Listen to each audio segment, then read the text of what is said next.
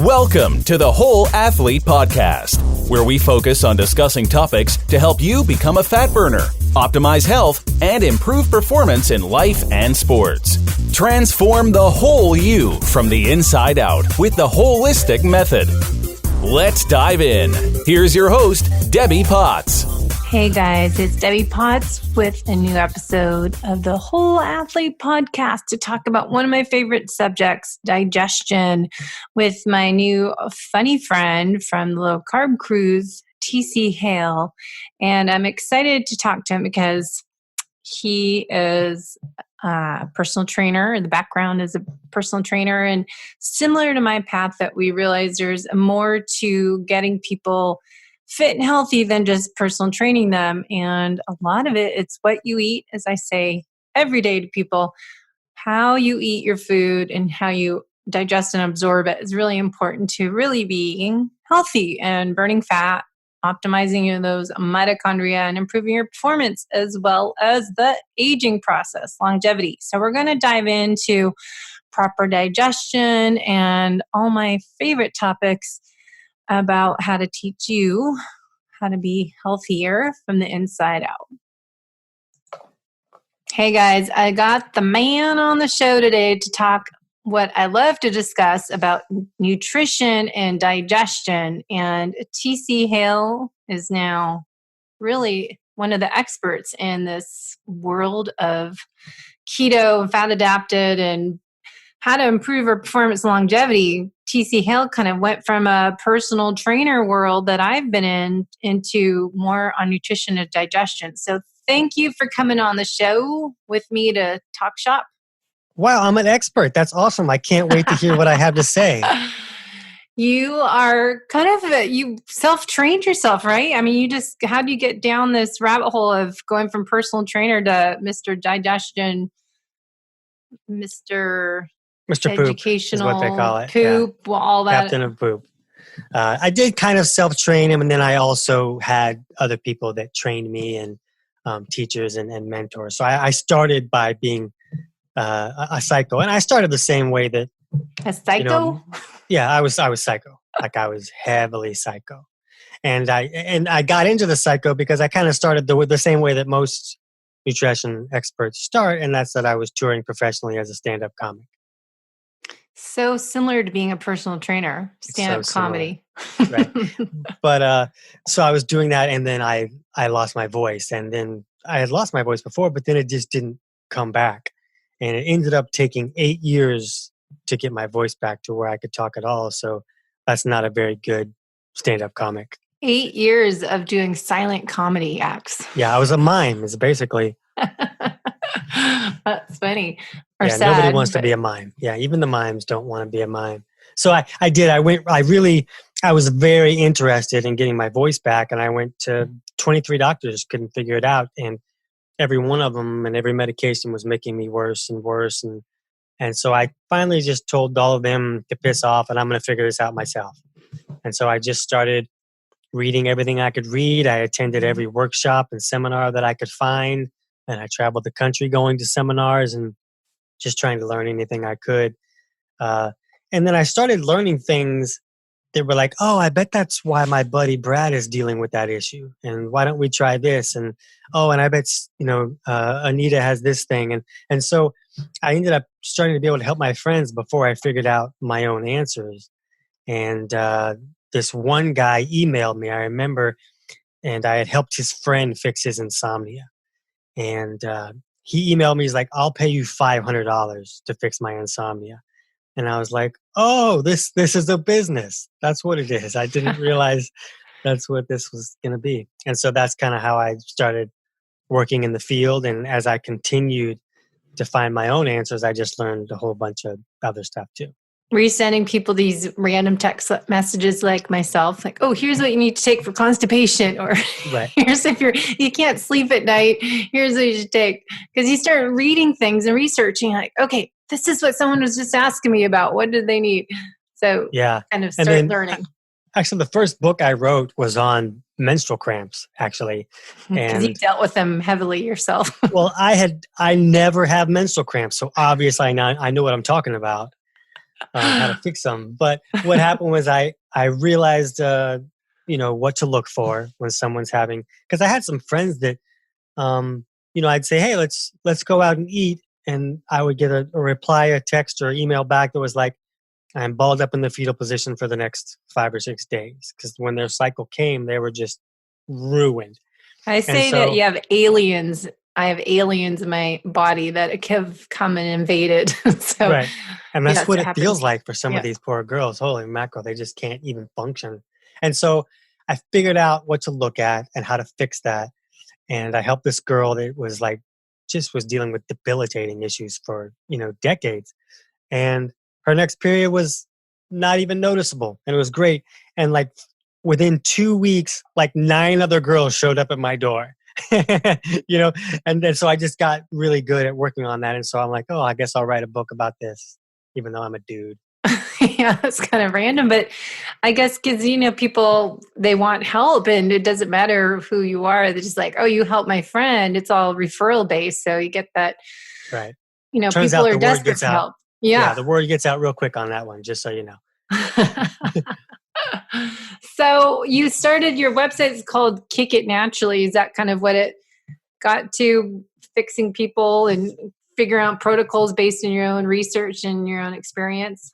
Yeah, my first books were like Kick Menstrual Cramps in the Nuts and Kick Your Fat in the Nuts. So my website was Kick It in the Nuts, and that was my whole brand. And that's still what I am on Facebook, is at Kick It in the Nuts.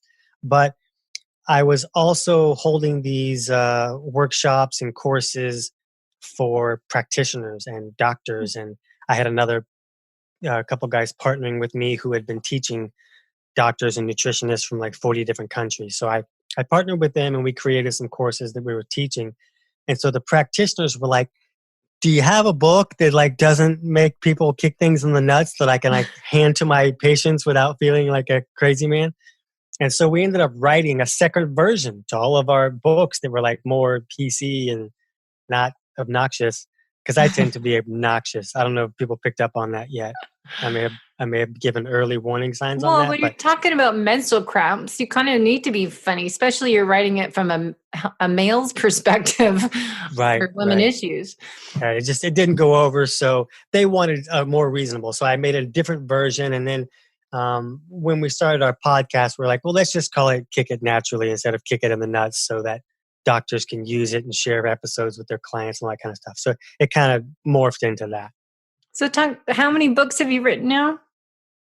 I don't even know.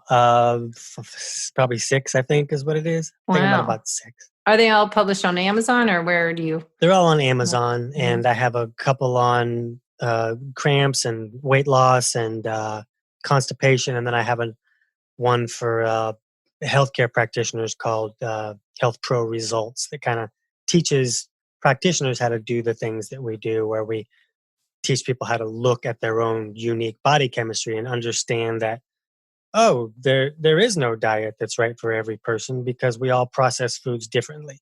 So if you look at the actual person, then you get to understand how their body's operating, what diet might be best for them, and if they really want, because there's benefits. You and I are both very keto.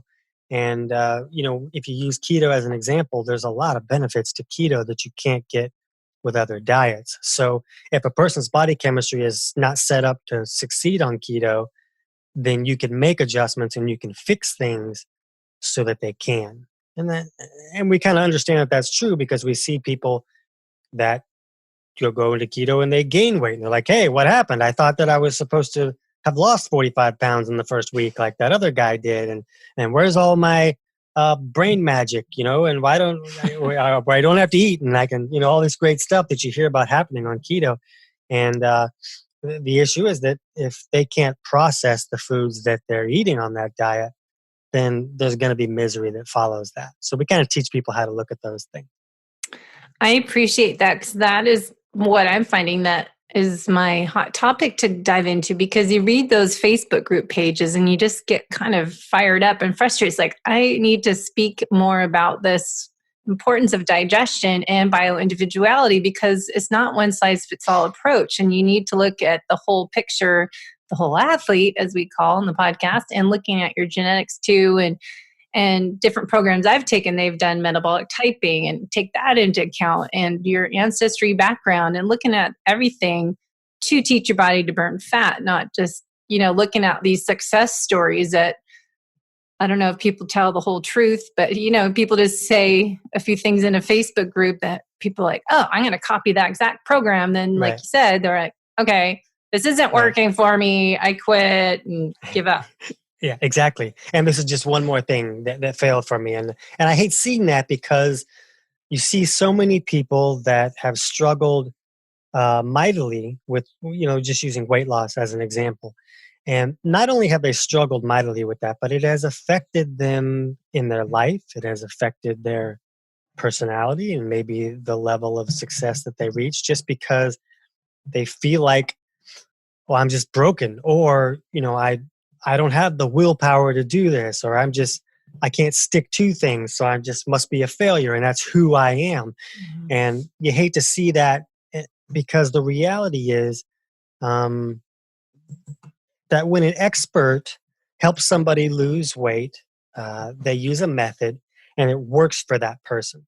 So they say, okay, this is the method. Look at how awesome that was. That guy changed his whole life. This is how you do it. So then they tell another person to do this, and then that person doesn't see the results because their body is not functioning the same way as the person that succeeded. So they not only don't see the results, they feel lousy and they gained weight.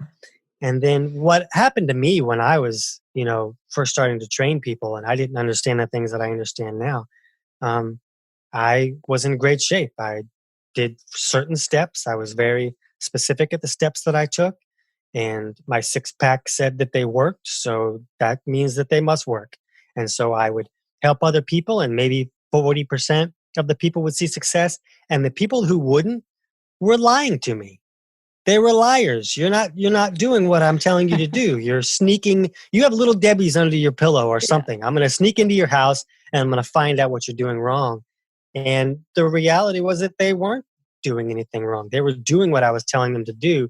But I didn't understand enough to understand that instead of looking at diet, I need to look at the person.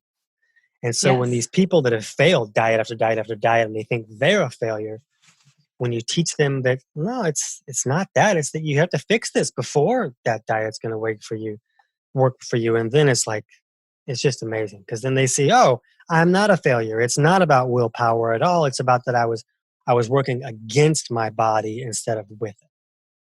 So true. And I think a lot of people struggle with figuring that out. Don't you think it's like, how do you get people to realize that since Sally over here lost 50 pounds in 2 months, and then somebody else is, trying all these different strategies, and they can't figure out how to lose weight, fat weight. And what I keep saying is, it's what you eat, but how you eat and when you eat it.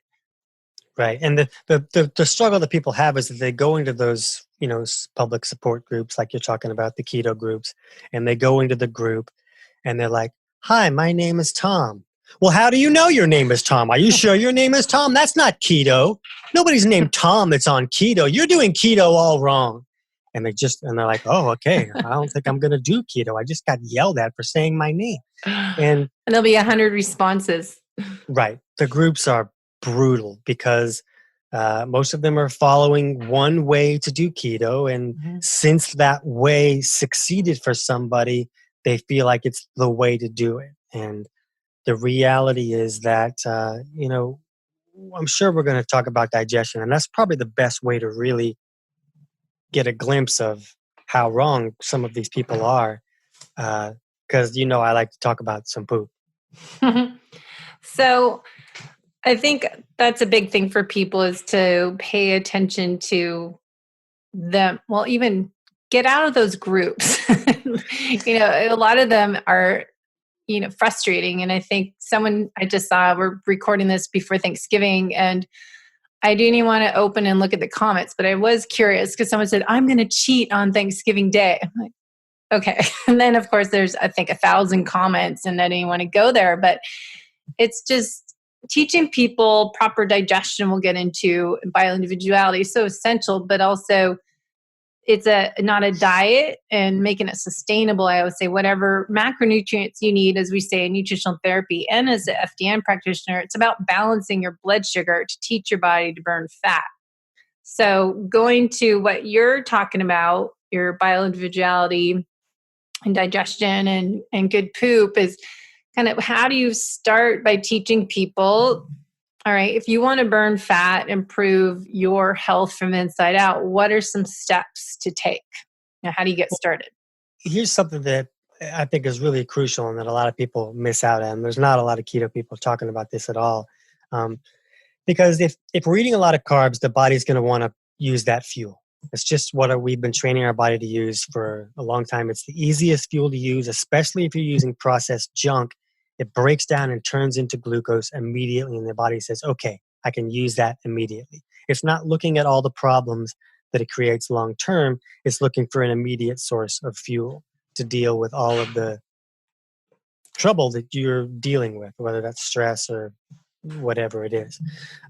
So we understand that you need to reduce the amount of carbs and increase the amount of fat that you're eating for your body to say, oh, okay, I'm going to burn fat as a fuel instead. That takes effort for your body to do that.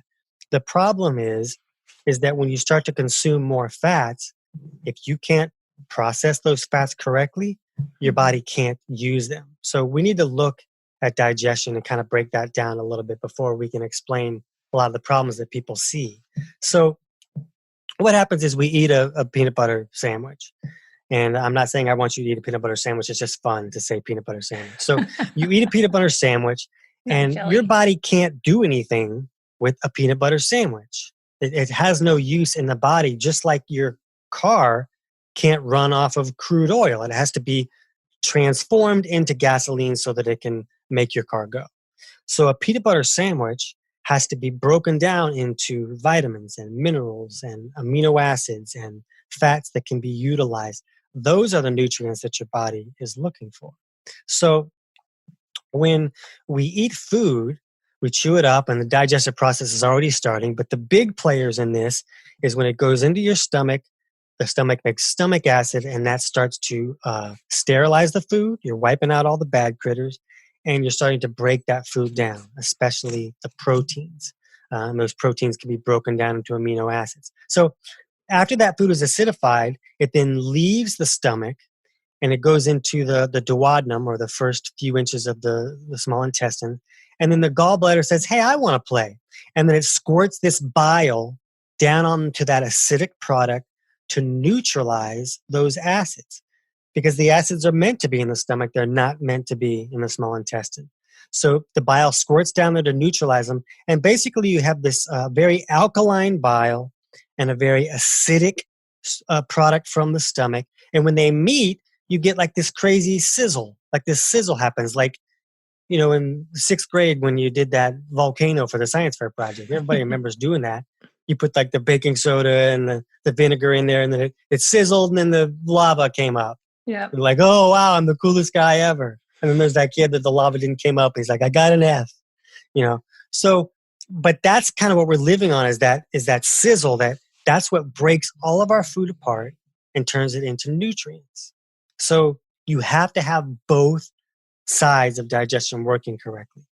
And when you don't, you're not pulling all the nutrients out of the food that you're eating. So it doesn't really matter how organic or gluten-free or bathed by angels, whatever, it doesn't matter. You're not getting the nutrients out of it.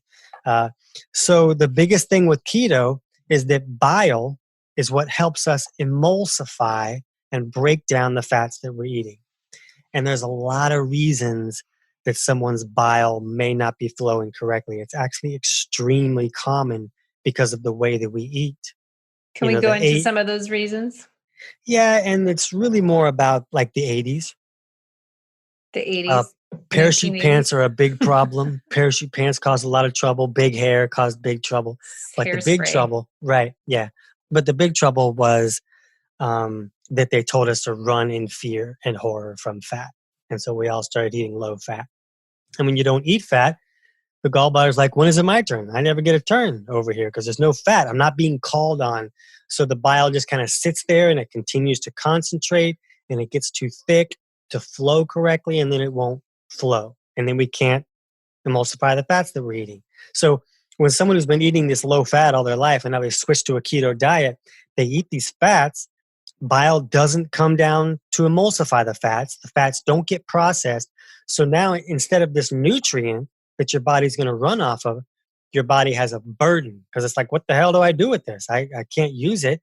I have to, I'm going to store it in fat cells so that I keep this bloodstream balanced, or I'm going to try and push it out through the skin and the person gets like keto crotch or whatever somebody wants to call it. Whatever this new story going on. Whatever the new story is, yeah. But they're getting skin breakouts because the body's trying to get rid of these fats that were not properly emulsified. So what we like to see people do is you have to take steps to get that bile flowing correctly. And then when you start using a diet that's predominantly fat, now you have fuel. Now you have something to function on. Now you're not having crazy cravings and I feel lousy and I just yelled at my mailman because I didn't like the shorts he was wearing. People get these emotional, they go nuts because they're not getting any fuel. And it's because you're not processing what you're eating. Yeah. And that's what, liver gets congested and we get that detoxification issues going on too. And like you're saying, the fat cells are storing those toxins. And if you can't detoxify, well, then you're more just building up these toxins floating around inside of you, especially when you switch to this new way of eating that people are eating higher fat and they start to they are able to break the fat down and use it for fuel, but then they have these toxins floating around their body and they're not able to eliminate them partially because of their congested liver and bile is not moving out and go into poop. And that's one of your elimination pathways, right? So then you get these really people not exercising too, either. Yeah. Right. And they're just going to sit there, right? Because they feel lousy, but one of the biggest things with detoxing is, there's lots of pathways that the body has a lot of backup things that it can use. But the liver filters out all this junk and then it puts the junk into the bile. So then the bile goes down. The bile has lots of purposes. It helps us process our fats, but the bile is also goes into the stool and then it goes out the back door. We poop it out. The bile is taking out the garbage that the liver filtered out. So when the bile doesn't flow, the garbage doesn't get taken out and it gets reabsorbed. And the liver's like, hey, I just filtered this stuff in. What happened? Why am I seeing this again? And then people wonder, why is your liver so congested? Well, it's because it's filtering the same garbage over and over again. So getting bile moving is one of the most crucial steps when doing keto, but also when you just want to lose weight, because it's not always just about what you're eating. It's about your body's ability to get rid of filth, because if that filth stayed in the bloodstream, we would die. The bloodstream has a very narrow balance that it needs to keep. And the body has all of these backup systems that helps keep it in balance. And one of the backup systems is, hey, I'll just shove it in fat cells because I don't care if your pants don't fit. I care if this toxicity level of this bloodstream makes you die on Thursday. Yeah. And so let's kind of transition from the bile, how it's eliminated, goes into talking about poop. And I was just talking to my coaching group that I do this 30-day program with people online, and poop is one of the subjects, because if you have, it's like the Goldilocks effect we talk about with everything, not too much, not too little, just the right type. Same with your poop. And Paul Chek has a great picture.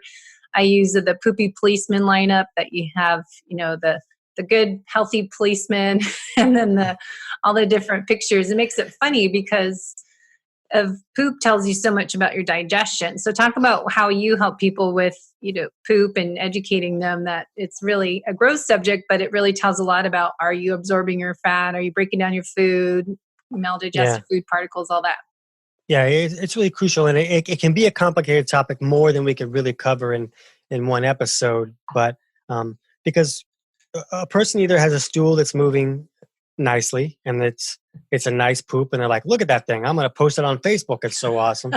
Or they pooped in July, or I'm on the toilet 12 times a day. So it's either moving too quickly or too slow. And those are the signs that really show that there's some problems going on.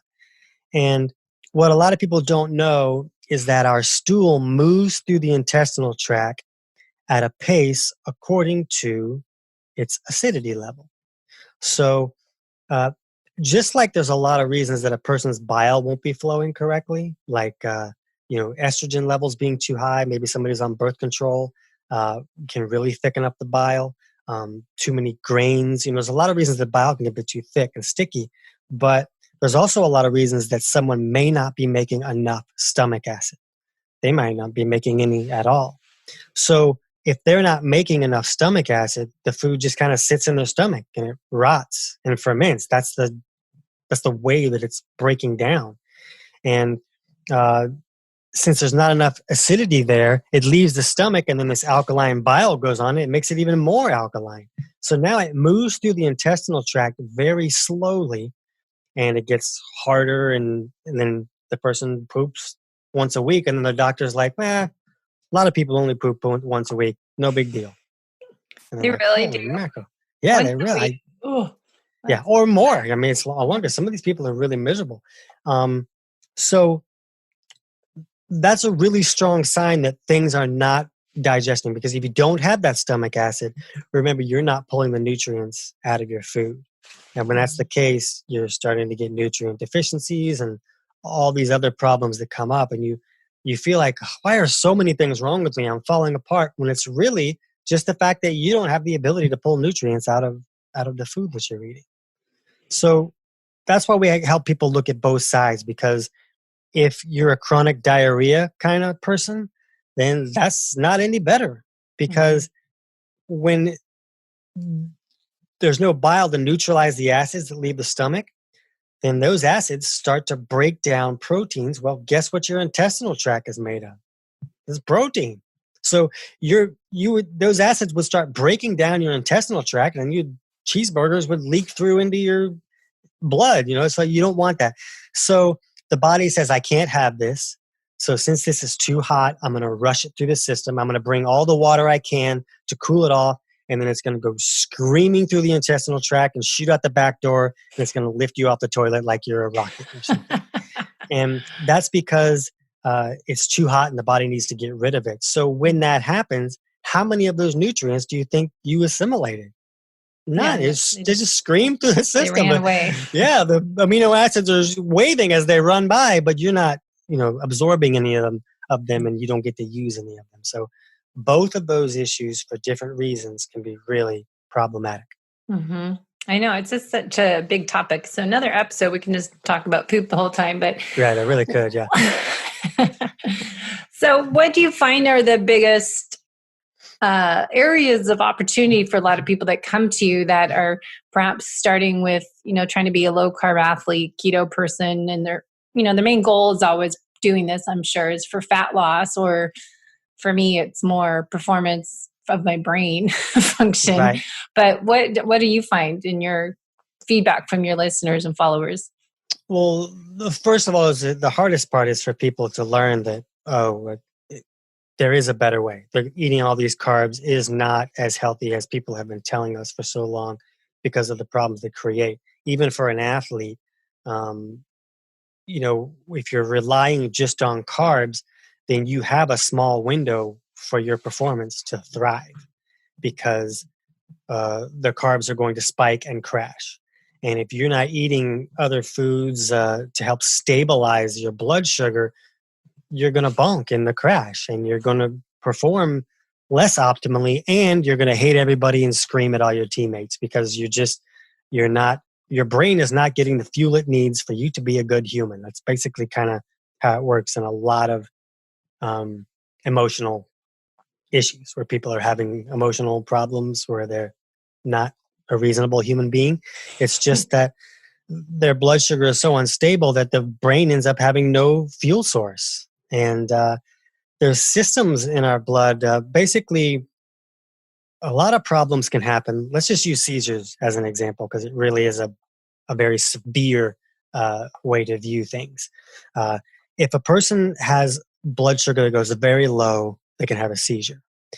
But also, if a person has minerals that go very low, they can have a seizure. And when blood sugar and minerals both go low at the same time, the odds of seizures go even higher. So that's just an extreme way to understand what's going on.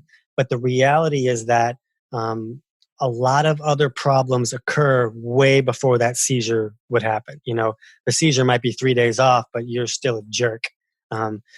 Or you're still you're watching Brady Bunch and you're just crying, because it was mom's favorite base and she always said don't play ball in the house. You don't understand why that's making you cry, but you're overly emotional because your brain's not getting the fuel that it needs for it to function correctly.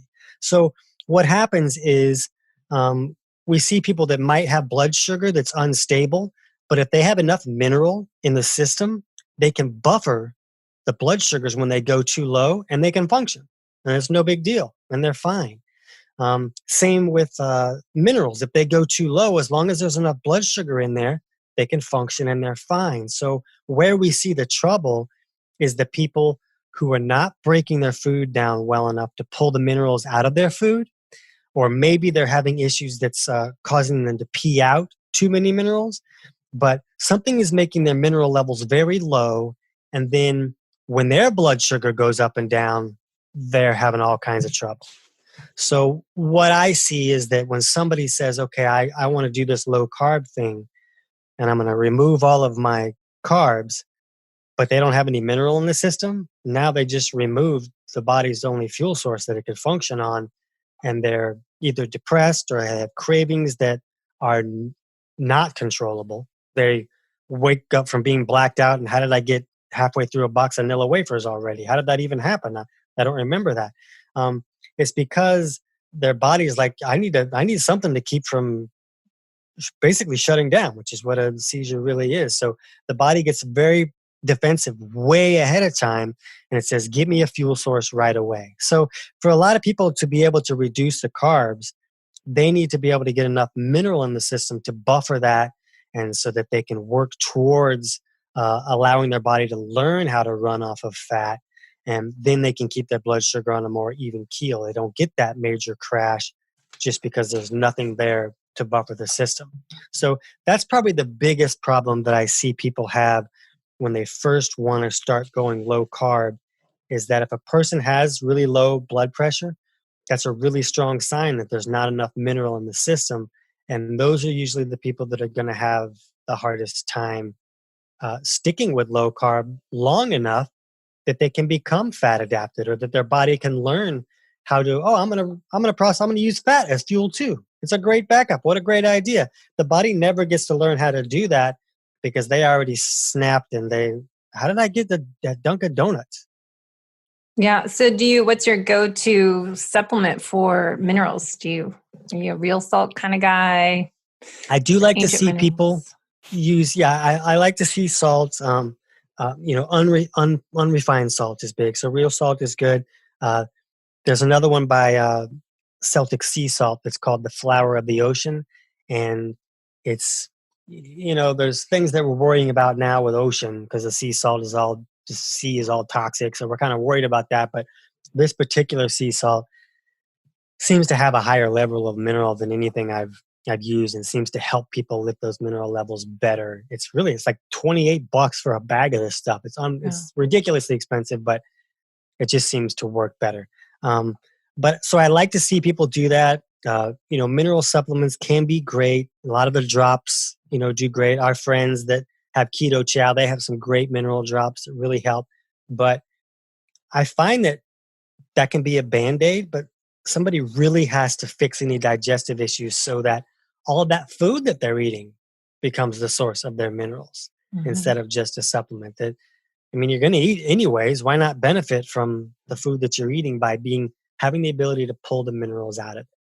Well, isn't it hard to get the minerals from our food because our soil's so damaged nowadays? So people often suggest you still need to add mineral support. Right. And the problem is that, a tomato today does not have the resources and nutrients in it that it did 50 years ago. In our country. Go to Europe and the food tastes much better. Right. It tastes because it has stuff in it. So that's a big problem, which is why I like to see people lean more towards as much real food and organically grown as you can, because at least you're not getting the toxins too. But so the food, it has a lot less mineral in it, but it still has mineral in it or it would not exist. It wouldn't Yeah. be a food. It So is scary, the glyphosate. I was just going to throw into every seminar. I just was at another conference, and it seems to be brought up in every nutritional conference I go to, the glyphosate and damaging our waters, as you said, and the foods. And if, getting organic, ideally is just, organic, grass-fed, free range, all those key words, but it's, expensive for a lot of people. So it's always like the pros and cons of, if you can't afford it, what do you do? But ideally, if you can get organic sources, get the minerals out of the food that before it was contaminated. right. And the thing is that you can't run from all the contaminants today. You can't escape it. You can't get away with them because they're in the air that we breathe. They're in our water, no matter what kind of filtration you do. Stuff's getting through. It's in our food. It's everywhere. But the good news is that the body was made to deal with toxins like that. The trouble is, because of our system is already so toxic because the body can't even take out the trash, or the liver is overwhelmed because of all the medications that we're on. There's all these other problems. So the goal should just be to do whatever you can to put as much in your favor as possible. And the reality is that the way that I eat now is more expensive than the way that I used to eat.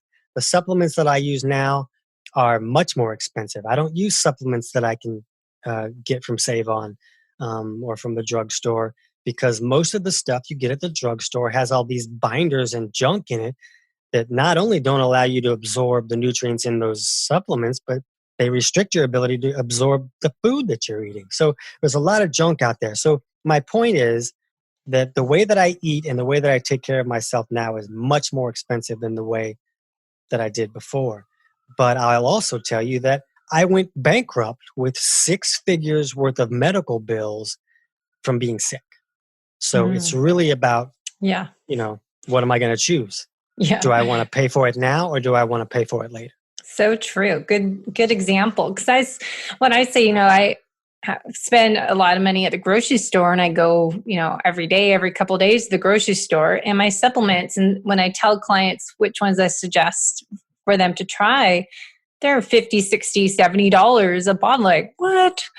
I go, that's normal. You get what you paid for. That's what I get. And like you said, you get, you buy this garbage stuff, you're not going to get the benefits out of it because you might not be able to absorb any of it. So true. Right. So you have to start learning how to look at things like, dicalcium phosphate and stuff that's in all the cheap supplements. If you buy something for $4, you're better off not taking it in almost all cases because of the binders that cause so much trouble. So there is, there's this new effort of people trying to take care of themselves now, but we still have a long ways to go before people have enough of an understanding to do a good job of it. So we always talk in nutritional therapy about eating, or not eating necessarily, but working north to south with clients, and eating in a north to south means parasympathetic state. And then as FDN practitioner, we do the functional labs and do the dress for health success protocol, which works on your diet, rest, exercise, stress, and supplementation. So, a lot of it's working on digestion and absorption is so key. So it's like I said in the beginning, what we eat and how we eat. So how do you feel that, the impacts of stress, chronic stress has on people's digestion and ability to burn fat and optimize their health? Yeah, it's really big. And I'm gonna freak some people out when I talk about this a little bit, because we hear every day that, oh, don't be so stressed. You need to calm down because the stress is not healthy. And when you hear stress is not healthy, that doesn't do anything for you. It's just like, oh, it's not healthy. Well, I'm still late for work, so what am I going to do about it? I'm in traffic. Why doesn't everybody get out of the way? But the reality is is that under stress, your body operates differently, and it should, because it's made to do that. If a lion is chasing you, then you should be stressed about that. You should move into the more sympathetic fight or flight state. And what happens in that case is your body says, okay, I'm going to change the way that I'm creating these chemicals and the way that I'm processing food. And I'm going to turn, you know what, I'm going to break down this muscle and I'm going to turn it into glucose right now so that there is immediate fuel source that the person can use to run away from this lion and survive.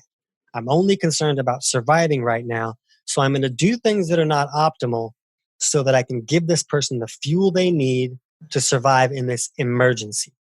So the problem is the body doesn't know that you're stuck in traffic.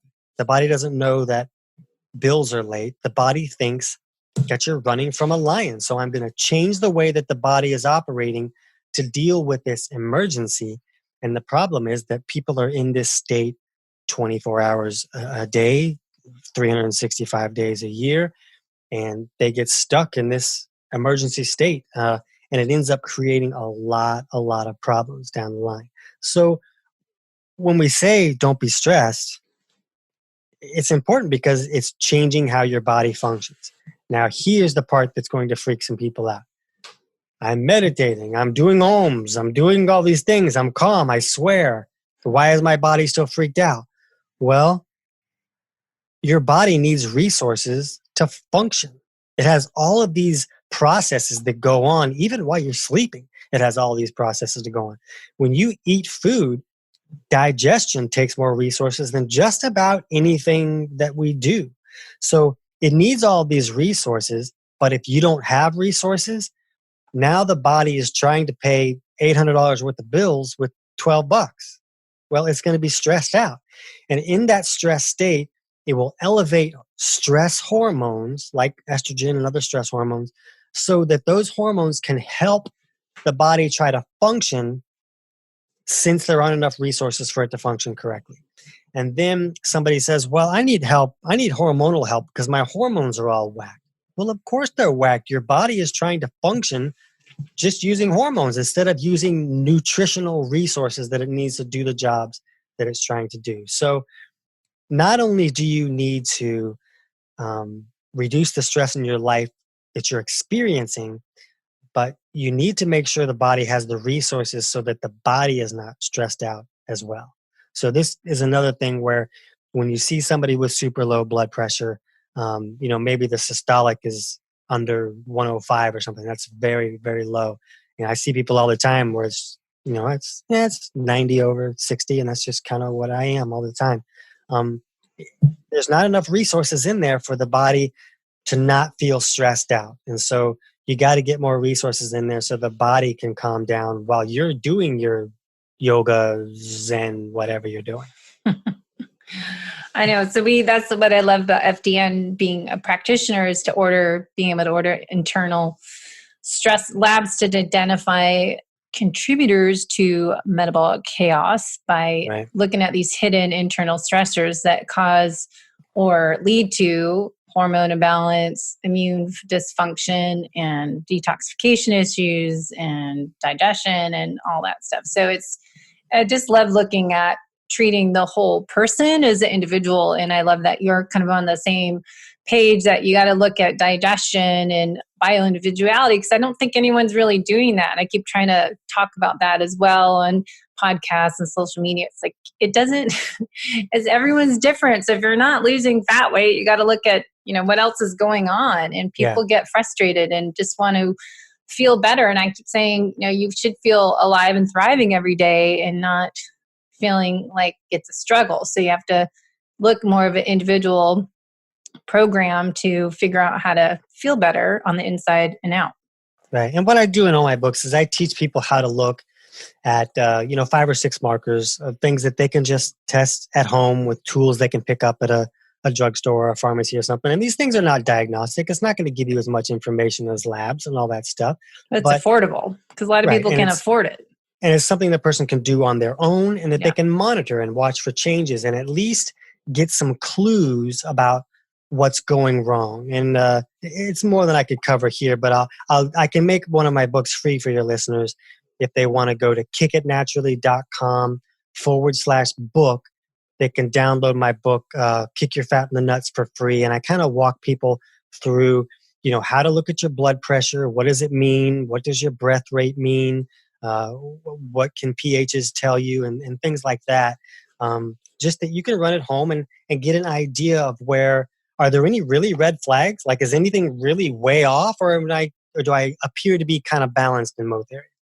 And that can give you a starting point of where you want to look at, instead of just throwing these remedies at the remedy dartboard, just because it helped your friend. So maybe it'll help me too. I know people get stuck in that trial and error and listening to what other people did and tried it and move to the next thing. And suddenly it's, 5 years later. Right. So people can find kickitnaturally.com/kickstart is your new free course that's starting. Yeah, that's a new keto kickstart course that this should be launched by the time this comes out. So we'll probably have it up next week after time of this recording.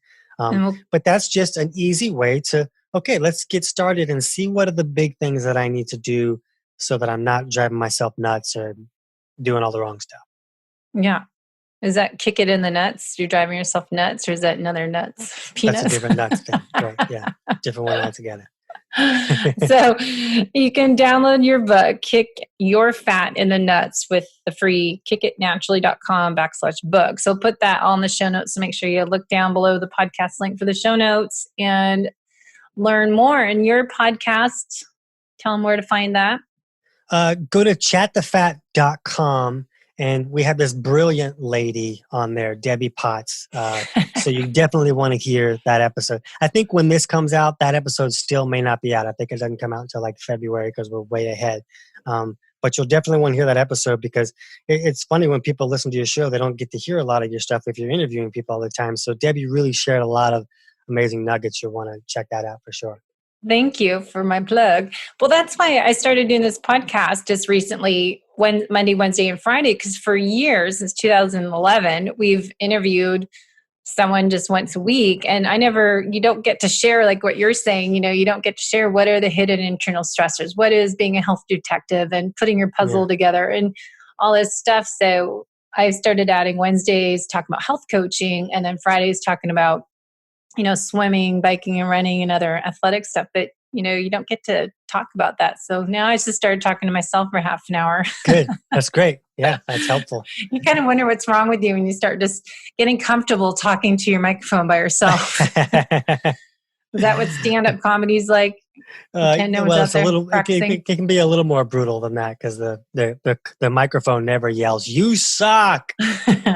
So are you doing any more stand-up comedy? Can people find you on the road? I haven't. YouTube? I haven't since I got my voice back. I started speaking and I enjoy that. And so I practically just make it a stand-up and I just do it that way. And so I'm having fun. I might do stand-up again at some point, but I've just been having so much fun doing all this stuff. It's kind of what I'm passionate about now. So I haven't taken the time. Yeah. Well, that's good that you're doing what I say, follow your purpose. You found your purpose and your passion and your mission. And hopefully everyone can come to the low carb keto cruise in May with us. Hopefully we're both going to be on there again. Yeah. And it's a great event, a week long. And every day that we're at sea, we're in conferences and learning all this new stuff with these amazing presenters. And then when we're at port, we get to go play and explore or sit on the beach. So yeah, it's a lot of fun. I am excited to hopefully make that work. That's next May. So if you guys are able to make it, that'd be great. You can meet all these great people that we've been having on the podcast. So thank you, TC, for coming on my show today. And I will share all those great links and all your books. So you've got anything coming up in 2020, new books you're writing about? Anything new? I have some new books I'm working on. I also have a documentary I've been working on for years that I hope to have finished at the end of 2020. And you can check out the trailer at whyamisofatmovie.com. Wow. So you go with the philosophy more is better. Just yeah, might as well do everything. Right? Yeah. Okay. All right. Thank you. Thanks for listening to the Whole Athlete Podcast. If you have any questions, feedback, or topic suggestions, let us know on Facebook or at wholeathletepodcast.com. You can help us continue and grow by leaving a review on iTunes. Thanks again, and see you next time.